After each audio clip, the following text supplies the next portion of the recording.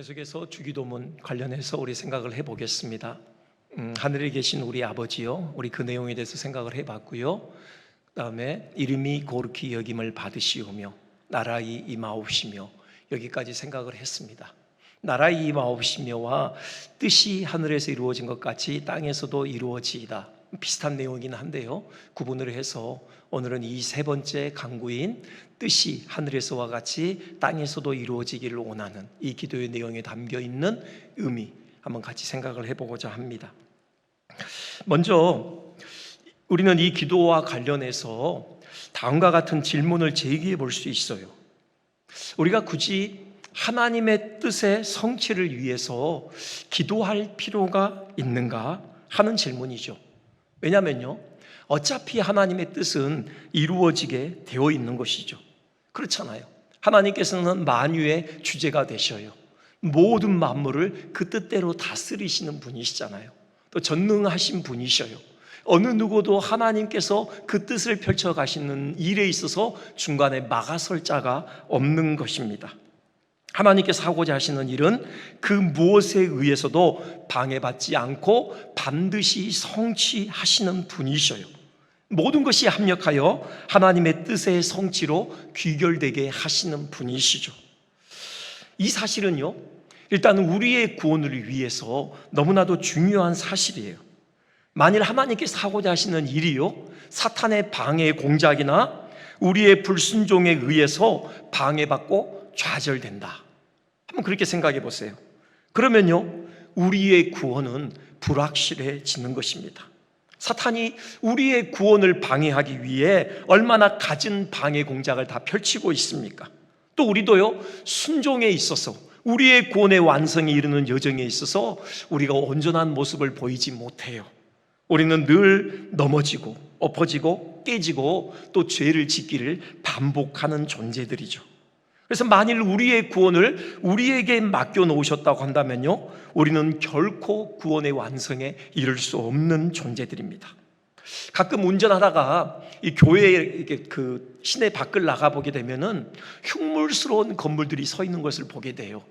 누군가 야심차게 건물을 짓기에 시작했다가 뭐 회사가 부도가 났든지 뭐 어떤 이유에 있었든지 간에 그 건축 공사가 멈춰버린 채로 그냥 흉물스러운 그 모습으로 계속 유지되고 있는 그런 건물들을 볼 때가 있거든요. 우리가 그런 신세가 되고 만다라는 것이죠.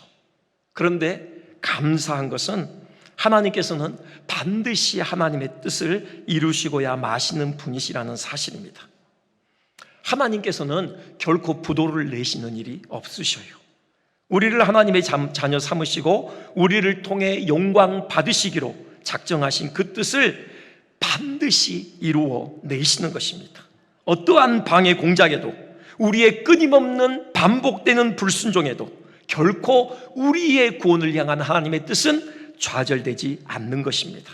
반드시 그 뜻은 성취되고야 말아요. 우리 안에 하나님의 거룩하신 형상은 온전히 빚어질 그날은 오고야 맙니다. 원래 하나님께서 디자인하신 그 영광스러운 위용을 갖춘 건물이 반드시 완공될 그날은 오는 것이죠. 좀 더 큰 틀에서요, 하나님의 나라도 마찬가지입니다. 하나님께서 이 세상을 지으신 궁극적인 목적, 하나님의 영광으로 찬란히 빛나는 하나님 나라가 세워짐이죠. 하나님께서는 반드시 이 계획을 완성시키셔요. 사단의 어떠한 방해 공작에도 이 뜻은 결코 좌절되지 않아요. 그 신뢰가 예수 그리스도께서 세상을 구원하기 위해 이 땅에 오실 때 사단이 얼마나 많은 방해 공작을 펼쳤습니까? 헤롯을 충동질해서 그 아기 예수를 죽이도록 시도하게 만들었죠. 하지만 하나님께서 그 시도가 성공되지 못하도록 막아 쓰셨던 것이죠. 그냥 놓아두지 않으셨어요. 예수님을 통해 하나님 나라를 세우시려는 그 목적이 좌절되도록 그냥 놓아두지 않으셨던 것이죠. 하나님 나라를 향한 하나님의 뜻, 마침내 완성에 이르게 되는 것입니다. 여러분, 그러니 하나님의 뜻이 궁극적으로 이루어진다. 여러분, 이 사실은 우리의 구원을 위해서도 또 하나님 나라 완성을 위해서도 너무나도 중요한 사실이에요. 그러니 다시 처음 질문으로 돌아갔어요.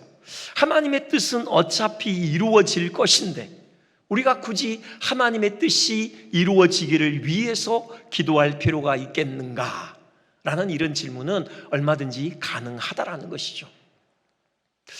자, 그럼에도 불구하고 왜 우리 주님께서는 하나님의 뜻의 성취를 위해 기도하라고 하셨을까? 그리고 그 이유에 대해서 좀 생각을 해보고자 해요. 이거 생각해 볼 수 있죠.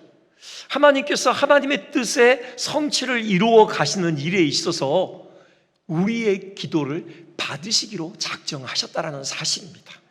하나님께서 단독으로 하나님의 일을 이루어 가실 수 있으신 분이세요.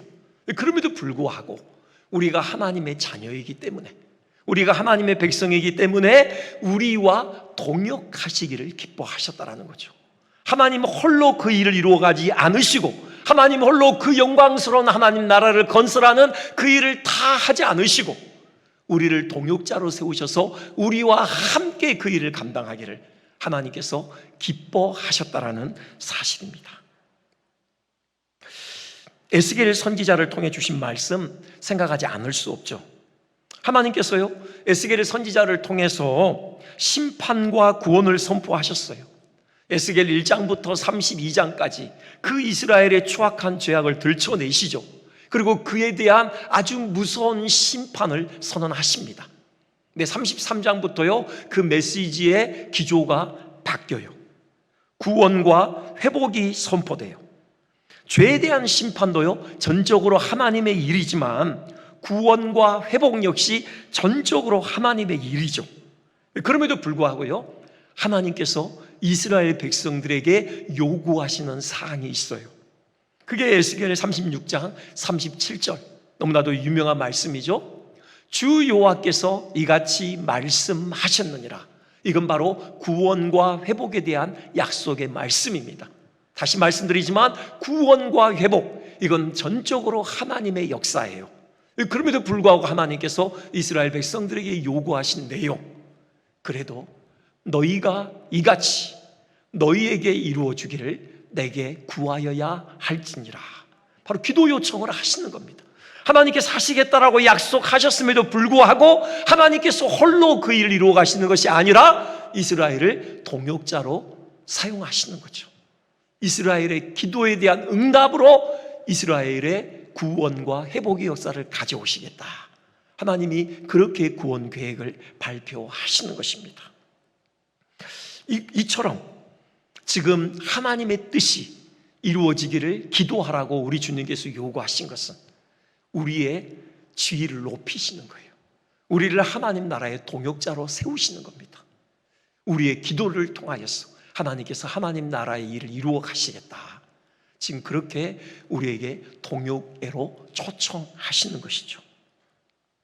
또요, 이 기도를 통해 우리에게 교훈하시는 것은요, 하나님께서 우리 안에 하나님의 뜻을 이루어 가시되 강압적으로나 기계적으로가 아니라 우리가 자원해서 하나님의 뜻에 순종함으로 하나님의 뜻이 이루어지기를 하나님 원하신다.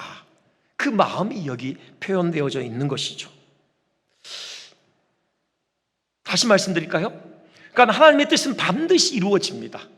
하지만 강압에 의해서 우리 의지와 상관없이 기계적으로 하나님의 뜻이 이루어지지 않고 우리가 하나님의 뜻을 알고 하나님을 기쁘시게 하고자 하는 거룩한 소원을 가지고 자원해서 하나님께 순복함으로 하나님의 뜻이 이루어지기를 하나님께서 원하신다라는 사실이죠. 이 마음이 어디에 나와 있냐면요, 하늘에서와 같이 거기에 나와 있죠. 뜻이 이 땅에 이루어지되 하늘에서 이루어진 것처럼 이루어지기를 기도해라. 지금 그렇게 말씀하시거든요. 여기 하늘, 여러분 유대인들의 그 관념에 의하면은 하늘이 세 종류의 하늘이 있는 거 아시죠? 첫 번째는 우리 눈에 보이는 이 새가 날아다니는 창공으로서의 하늘이 있죠. 그리고요, 또 두 번째로는 그 공중 권세 잡은 자, 마귀의 활동 영역으로서 하늘이 있습니다. 그리고 셋째 하늘이 있죠. 거룩한 하나님의 보좌가 있는 바로 그 하늘이요. 사도 바울이 환상 중에 바로 다녀온 그 낙원이 있는 하늘이요.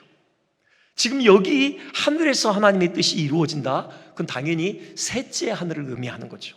하나님의 거룩한 보좌가 있는 그 하늘에서 그 보좌 앞에 서 있는 천사들에 의해서 하나님의 뜻이 오롯이 이루어지는 그 모습을 지금 함의하고 있는 것입니다. 천사들이 하나님의 명령에 오롯이 순복하는 것이죠. 시편 103편 20절 보면요, 천사가 어떻게 탁월하게 하나님의 뜻에 순복하는지를 지금 묘사하고 있죠. 여호와의 말씀을 행하고요, 하나님의 말씀의 소리를 듣고요, 그 다음에 하나님께 수종 들고 하나님의 뜻을 행하는 모든 여호와의 천사들과 천군에 대해서 지금 노래하고 있습니다. 여호와를 송축하라고 권하고 있는 것이죠. 이들 천사들은 철저히 하나님의 뜻에 순복하고 있는데요, 이 천사들의 순종은 무슨 로봇처럼 그냥 프로그래밍 돼가지고요 기계적으로 순종하는 것이 아니에요. 이들의 순종은 자의적인 순종입니다. 인격적인 순종이에요. 하나님을 기쁘시게 하고자 하는 거룩한 소원을 가지고 자원해서 하나님께 순종하는 것이죠. 어떻게 알 수 있느냐? 여러분, 타락한 천사들 보면 돼요. 사탄을 비롯해서 그 휘하에 있는 그 타락한 천사들, 그들도 저들과 동일하게 하나님께 지음받은 거룩한 천사들이었잖아요. 하지만 하나님의 말씀에 순복하기를 그들은 거절했죠. 하나님을 반역했어요. 그래서 타락한 천사들, 그 사탄과 귀신들이 된 것이죠. 그러니 지금 저 타락하지 않은 천사들, 하나님의 존존 앞에서 하나님의 말씀에 오롯이 순종하고 있는 저 천사들의 순종은 자의적인 순종인 거예요. 인격적인 순종입니다. 바로 뜻이 하늘에서 이루어진 것처럼, 그 말은 천사들에 의해서 정말 자원에서 기쁨으로 하나님에 대한 순종이 이루어지고 있는 것처럼 이 땅에서도 그렇게 하나님께 인격적인 순종이 이루어지기를 원합니다. 그런 기도인 것이죠. 그런데요, 우리가 보듯이 이 땅에서는 사람들에 의해 그렇게 하나님의 뜻이 순종되고 있지 않아요. 멀리 갈 것도 없죠. 우리 자신만 보아도 그렇잖아요. 우리가 오롯이 기쁨으로 자원해서 하나님께 순종하고 있는가? 그럴 때도 있지만 그러지 않을 때도 많죠. 하나님의 자녀들인 우리 안에서도 하나님의 뜻이 오롯이 순종되고 있지 않다면 하나님을 외면하는 세상이 하나님을 순종하지 않는 것, 당연한 일이 아니겠습니까? 바로 이것 때문에 우리 주님께서 기도하라고 말씀하신 것이에요. 뜻이 하늘에서 이루어지고 있는 것처럼 땅에 있는 우리 자신과 또 우리를 둘러싸고 있는 이 세상에서도 그렇게 하나님의 뜻이 이루어지기를 기도하라. 그렇게 우리 주님 우리에게 요청하고 계신 것입니다. 두 번째로요, 그렇다면 우리가 이 하나님의 뜻의 성취를 위해서 기도할 때 마땅히 가져야 될 마음가짐이 무엇인가 하는 것이죠. 우리가 하나님의 뜻이 이 땅에 이루어지기를 위해 기도할 때 그 1차적인 대상은 바로 우리 자신이 되어야 해요. 하나님의 뜻이 이루어져야 할 이 땅은 바로 우리의 마음과 인격, 그리고 우리 자신의 삶과 모든 영역이 되어야 하는 것이죠. 우리 자신의 인격과 삶을 제외하고 어디 다른 곳에 하나님의 뜻이 이루어지기를 구하는 것, 어불성설이죠. 먼저 우리 자신에게서부터 하나님의 뜻이 오롯이 성취되도록 기도해야 하는 것입니다. 그럴진데 이 기도를 드림에 있어서 우리가 취해야 될 정당한 마음가짐, 바로 하나님께 철저하게 항복하는 것이에요. 항복이요. 그 주기도문 강해 서로 그 친밀한 기도라는 제목이 붙은 책이 있어요. 레이리 크레이더가 저자인데 그가 이제 주기도문을 12개의 방으로 나눠서 이렇게 풀어가고 있어요. 예를 들어서 하늘에 계신 우리 아버지요, 이것은 가족의 방이죠. 그리고 나라가 임하시오며, 이건 선포의 방으로 비유합니다. 그리고 여기 뜻이 하늘에서 이루어진 것 같이 땅에서도 이루어지이다, 이 기도에는요 항복의 방이라는 이름을 붙여요. 그러니까 내 뜻과 의지를 하나님 앞에 철저히 내려놓는 것이죠. 단지 뜻과 의지만 굴복시키는 것이 아니라요, 나의 존재와 삶 전체를 하나님께 항복시켜 드리는 것입니다. 당연히 이 항복의 가장 모범적인 예, 역시 우리 주님의 기도죠. 겟세마네 동산에서 우리 주님께서 십자가를 앞에 놓고 기도하신 그 기도야말로 항복이 무엇인가를 우리에게 처절하게 잘 보여주는 예가 되는 거죠. 마태복음 26장 39절, 우리 같이 한번 봉독해 볼까요? 자, 시작. 내 아버지여,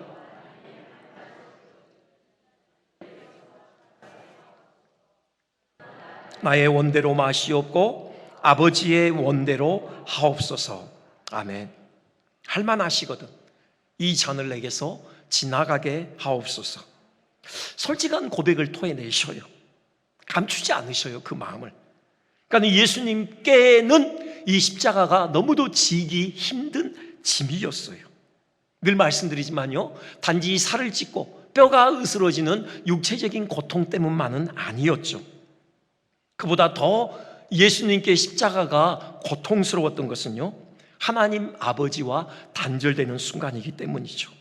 죄를 뒤집어 쓰고 죄인으로 죽으셔야 했기에 하나님께서 그 선하신 얼굴빛을 주님에게서 돌리시는 것이죠.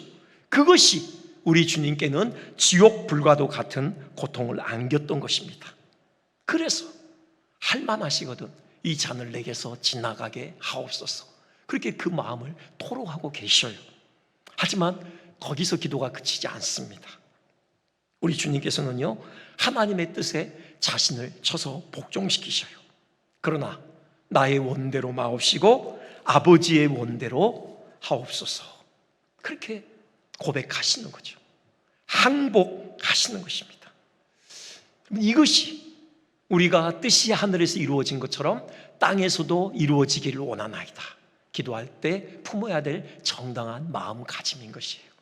우리 자신을 오롯이 하나님께 항복시켜야 하는 것이죠. 우리의 경험상 이게 결코 쉽지 않아요. 우리가 하나님의 뜻을 구한다고 하면서도요, 여전히 우리는 내 생각을 내려놓지 못하고 있는 우리 자신의 완고함을 마주하게 돼요. 나름 세워놓은 계획이 있죠. 하나님의 뜻대로 되기를 원한다고 기도하지만요, 그 마음 깊은 곳에서는 하나님께서 내가 세워놓은 그 계획을 인준해 주시기를 은근히 바라는 마음이 있습니다. 만일 하나님의 뜻이 내 계획과 전혀 다른 것이면 여러분 어떻게 하실 것입니까? 그때도 아멘 하고 순종하실 것입니까? 정말 내 뜻이 아니라 하나님의 뜻이 이루어져도 좋은 것입니까? 하나님의 뜻대로 되기를 원합니다. 말로는 그렇게 고백하지만 내 뜻이 이루어지지 않으면 어쩌지 하는 염려가 있지는 않으십니까? 저도 그럴 때가 있어요.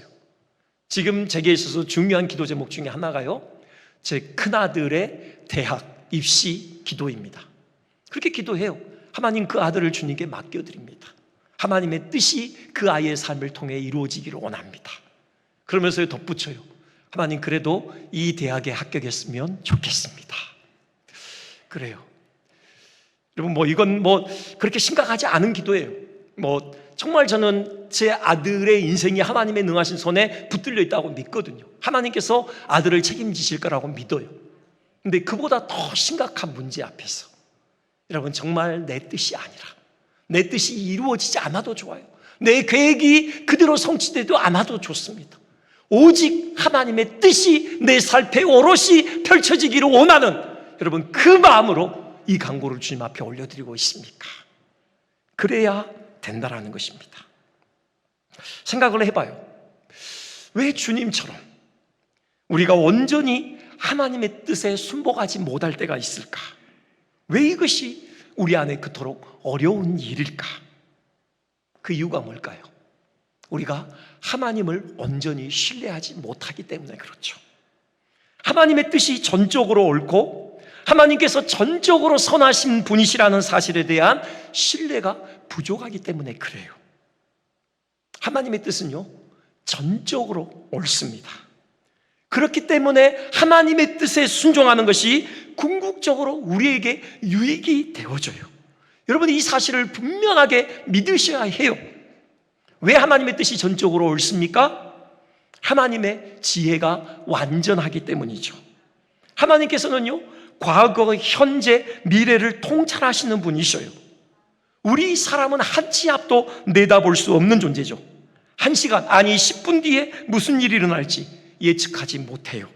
아무리 미래학이 발달한다고 하더라도요, 여전히 미래는 우리 앞에 닫혀있는 세계입니다. 그러나 하나님께서는 미래를 내다보셔요. 그 아주 오래전에 그 핀란드의 대표 기업이었던 노키아가 있었죠. 그때 그 부사장의 그 인터뷰를 잊을 수가 없어요. 그가 그렇게 자신만만하게 인터뷰에서 선포하더라고요. 우리는 단지 미래를 예측하는 것이 아니라 우리가 곧 미래입니다. 왜요? 우리가 미래를 만들어가기 때문입니다. 저는 그때 그게 너무나도 멋지게 들렸어요. 와, 대단하다. 저 정도 자신감은 있어야지. 근데 여러분, 노키아 어떻게 됐습니까? 지금 사라졌죠. 여러분, 그냥 과거의 추억 속으로 묻혔습니다. 그렇게 자신만만하던 노키아도 결국 망했죠. 미래를 자기 손으로 만들기에 자기네가 곧 미래라고 공언했던 그 기업도 결국 미래를 예측하지 못하고 망하고 말았어요. 하지만 미래는요, 하나님의 손에 달려 있습니다. 하나님께서 친히 미래를 만들어 가시는 주권자이셔요. 그렇기 때문에요, 하나님의 현재적인 판단은 늘 전적으로 옳을 수밖에 없는 것이죠. 미래를 어떻게 주관해 가실지 하나님께서 정하셔요. 그렇기 때문에 그 미래의 작정에 기반해서 지금 내리시는 판단은 늘 옳을 수밖에 없는 것이죠. 하나님의 뜻은 전적으로 옳습니다. 여러분, 그 사실을 온전히 신뢰했으면 좋겠어요. 그럴 때 우리는 하나님께서 무엇을 우리에게 명하시든지 우리는 아멘으로 화답하며 순종하게 될 것입니다. 왜요? 그 길이 가장 옳은 길이기 때문에요. 또요, 하나님께서는 완전히 선한 분이셔요. 하나님께서는 선하시되 완전히 선하십니다. 그렇게 우리를 향하신 하나님의 생각은 평안과 미래와 소망을 주는 것이다. 그렇게 하나님께서 밝히시잖아요. 에레미야 29장 11절이죠. 재앙이 아니에요. 평안입니다. 미래와 희망을 주는 것이다. 하나님께서 자신 있게 우리에게 선포하셔요. 하나님께서는요, 악인이라도 그 악 가운데 멸망하는 것을 기뻐하지 않으시고 오히려 그 악에서 떠나 살기를 원하시는 그 선한 마음을 소유하고 계셔요. 그게 또 에스겔 18장 23절의 선언이잖아요. 내가 어찌 악인이 죽는 것을 기뻐하랴. 그가 돌이켜 그 길에서 떠나 사는 것을 내가 어찌 기뻐하지 아니하겠느냐. 이 하나님의 선하심을 우리가 신뢰해야 된다는 거죠. 또 마태복음 5장 45절에서는요, 우리 주님께서 하나님의 선하심을 이렇게 밝히시죠. 그 해와 비의 은택을 선인과 악인, 의로운 자와 불의한 자에게 고루 베푸시는 하나님이셔요. 이렇게 넓으신 선하신 하나님이셔요. 그렇기에 그토록 사랑하시는 바로 하나님의 자녀인 우리를 향한 하나님의 마음이 어찌 선하지 않겠습니까? 여러분, 이 하나님의 선하심을 신뢰했으면 좋겠어요. 그렇다면 우리는 또 하나님께 오롯이 항복해 드릴 것입니다. 기꺼이 하나님께 우리의 의지와 우리의 뜻을 쳐서 복종시키고, 아니 우리의 삶 전체를 하나님께 오롯이 내어드릴 수 있을 것이에요. 세상에서요, 항복은 부정적인 의미로 받아들여지죠. 승리에 대한 모든 희망을 포기하는 것이에요. 쓰디쓴 패배를 인정하는 것이죠. 비굴하고 비참한 지경에 빠져드는 것입니다. 하지만 믿음의 세계에서 항복은 전혀 다른 의미를 지녀요. 하나님께 항복하는 것, 즉 내 모든 삶에 하나님의 뜻이 오롯이 이루어지기를 진정으로 하나님께 기도하는 것, 그것은 내 삶을 진정한 승리로 이끄는 비결인 것입니다. 하나님의 그 한이 없으신 지혜와 선하심과 능력을 비로소 경험하게 되는 출발점이 되는 것이에요. 예수님께서 이에 대한 산 증인이시잖아요.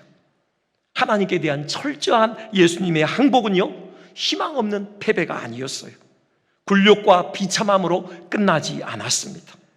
그 항복은 우리 주님께 가장 영광스러운 승리를 안겨주었죠. 하늘과 땅의 모든 권세를 가지신 주가 되게 하셨습니다. 수많은 영혼들에게 생명을 부여하는 생명의 주가 되게 하셨어요.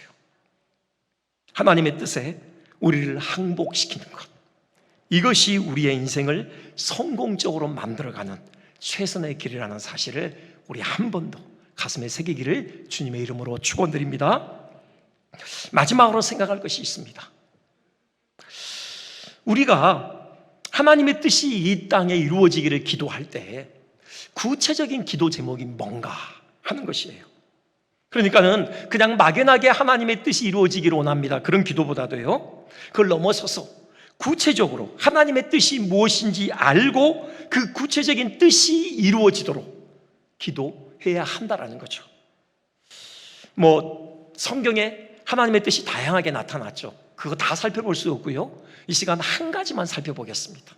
가장 핵심적인 하나님의 뜻, 그게 뭘까요? 바로 구원이죠. 요한복음 6장 40절, 주님이 말씀하셔요. 내 아버지의 뜻은 사람들이 영생을 얻는 것이다 말씀하십니다. 영혼이 구원되는 것, 사람들이 예수님을 믿고 구원에 이르는 것, 이것이 하나님 아버지의 뜻이라는 겁니다. 근데요, 여기에 지금 저 뜻으로 번역된 헬라어가 텔레마라는 건데요, 이 텔레마가 단수로 돼 있어요. 이 신약 성경에 텔레마가 나올 때마다, 하나님의 뜻을 의미하는 텔레마가 나올 때마다 다 단수로 돼 있습니다. 그게 의미하는 바는 뭐냐? 하나님의 뜻은 단 하나로 집약될 수 있다는 거예요. 그게 뭐냐? 바로 구원이라는 거죠. 하나님의 그 모든 뜻은 결국 구원이라는 주제로 정리될 수 있다는 겁니다. 이게 하나님의 핵심 뜻이에요. 구원이요. 성경 전체의 역사가 증거하는 바이죠. 여러분, 성경 전체의 역사가 구원의 역사잖아요. 타락한 아담을 찾아오셔서요, 그 원대한 구원 계획을 브리핑하시잖아요. 여인의 후손이 와서 그 사단의 머리를 밟아 으깨므로 그 수하에 있는 백성들을 구원해내게 할 것이다, 이 구원 계획을 브리핑하시고요, 이후에 그 일을 이루시기 위하여 부단히 일해 가시죠. 마침내 여인의 후손으로 지목된 예수님을 보내셔서 사단의 머리를 밟아 으깨심으로 통렬하게 바로 그 수하에서 백성들을 끄집어내시는 이 일을 이루셨죠. 지금도 이루어가고 계신 것입니다. 그래서요, 우리가 뜻이 하늘에서 이루어진 것까지 땅에서도 이루어지이다, 이렇게 기도할 때 우리의 구체적인 기도 제목은 이 영혼 구원이 되어야 하는 것이에요. 하나님의 마음이 영혼 구원에 초점이 맞춰져 있는데 우리가 그 뜻을 구한다고 하면서 다른 무엇보다도 당연히 영혼 구원에 우리의 기도의 초점이 맞춰져야 하는 것은 당연한 일인 것이죠. 목장 신방을 하면서요, 각 가정의 기도 제목을 나누는 시간들을 가지고 있는데 가장 많은 기도 제목이 뭔지 아세요? 가족 구원입니다. 자녀들, 손주들, 남편, 아내는 별로 없어요. 대부분 다 여자분들이니까. 그리고 부모님. 여러분, 그 절절한 그런 심정으로 그 기도 제목들에 대해서 나누셔요. 이 기도야말로 하나님의 뜻에 참으로 합치한 기도죠. 그렇기 때문에 저는 확신합니다. 하나님께서 우리 가족의 구원을 위한 기도 반드시 응답해 주실 것입니다. 여러분, 조지 물러, 그 5만 번 이상의 기도 응답을 받았다는 조지 물러 이야기 아시죠? 그가 끝까지 공들여서 기도했던 기도 제목이 있었잖아요. 그 친구들을 위한 기도요. 어릴 때부터 같이 지내왔던, 마음을 나눴던 그 5명의 친구, 그들이 예수님을 만나고 영원히 구원되기를 위해서 매일 하루도 빠짐없이, 정말 비가 오나 눈이 오나 바쁘나 병이 들었거나 매일 그 친구들을 위해서 기도했다고 하잖아요. 1년이 지날 때 한 명이 돌아오고요, 5년이 지날 때 또 한 명이 돌아오고, 10년이 지날 때 또 한 명이 돌아왔어요. 그런데 나머지 2명이 끝까지 돌아오지 않아요. 그 기도를 시작한 이래 52년간 그 두 친구를 위해 기도하죠. 이제 조지 물러 목사님이 이제 병들었습니다. 완전히 노쇠해졌어요. 생애 끝자락에 이르렀어요. 그때 마지막 힘을 내서 자기가 섬기던 교회에서 마지막 강단에서 설교를 합니다. 온 힘을 다해서 하나님의 말씀을 선포해요. 그때 그 두 명 중에 한 사람이 그 자리에 앉아 있었어요. 그 뮬러 목사님의 설교를 듣고 예수님을 구주로 영접하죠. 그리고는 뮬러 목사님이 하나님의 부르심을 받아요.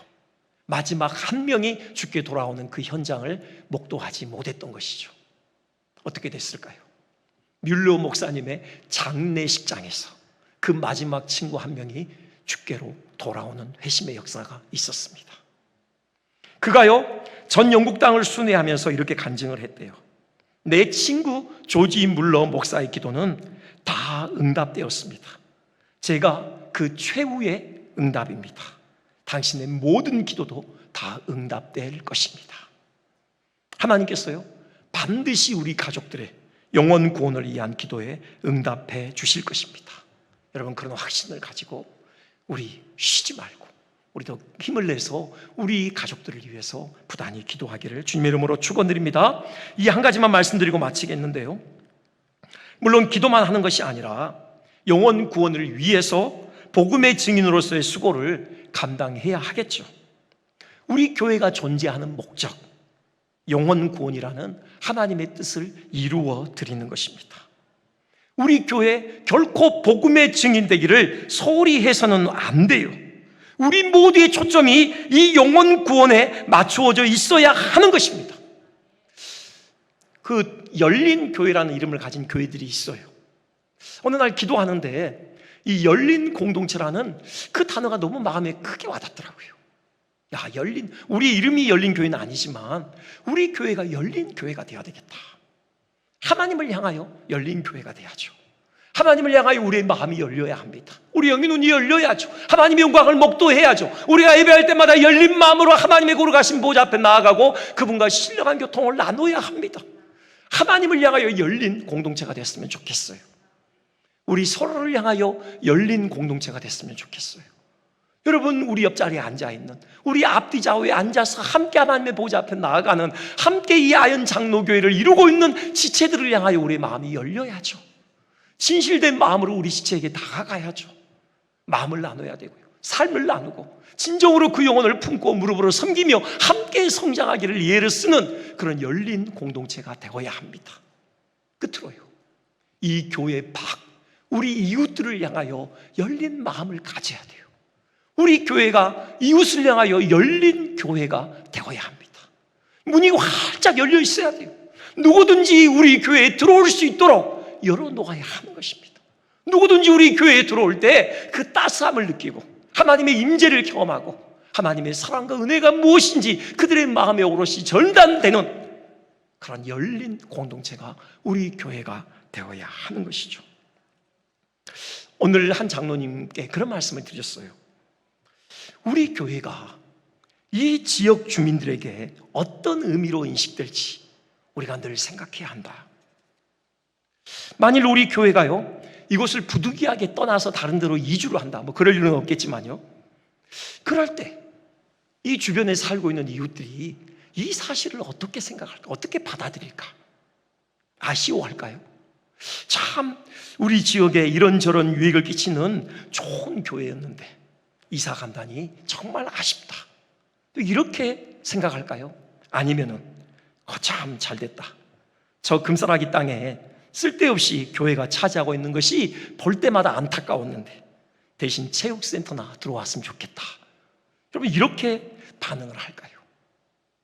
저는 우리 교회에 대해서 정말 사람들이 참 유익한 곳이다, 저 교회는 반드시 우리 이 지역에 반드시 자리하고 있어야 된다, 무슨 일이 있어도 저 교회만큼은 이 지역에 뿌리를 받고 오래오래 지속되어야 한다, 그런 마음을 갖도록 우리가 열린 공동체가 되어야 하지 않겠나라는 거죠. 감사하게도요, 오늘요 수요미식회 했습니다. 여러분, 그 숫자를 말씀드리는 것이 큰 의미는 없지만요, 여러분 수백 명의 340명이라고 그러더라고요. 오늘 아이들만요. 그 아이들이 우리 교회에서요 또 마음껏 즐기다가 갔습니다. 전 너무 감사해요.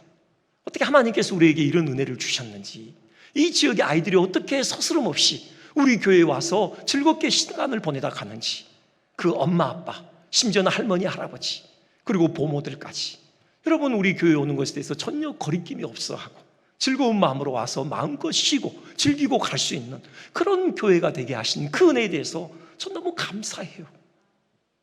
이런 일들이 계속해서 일어났으면 좋겠어요. 결국 사람들의 마음을 열고 복음에 대해서 인격적으로 반응하게 만드는 소중한 밑거름이 될 것입니다. 우리 교회가 사람들의 마음에 좋은 교회로 인식되어져서 복음을 전할 때 열린 마음으로 받아들이는 그런 복음의 열매로 귀결될 것이에요. 또 우리가 여러 프로그램을 가지고요, 그 아이들에게 복음을 전하기 위해 예를 쓰고 있습니다. 여러분, 이런 일들이 더 왕성하게 우리 교회를 통하여 일어나기를 우리 함께 수고하고 함께 합력해서 일하기를 주님의 이름으로 축원드립니다.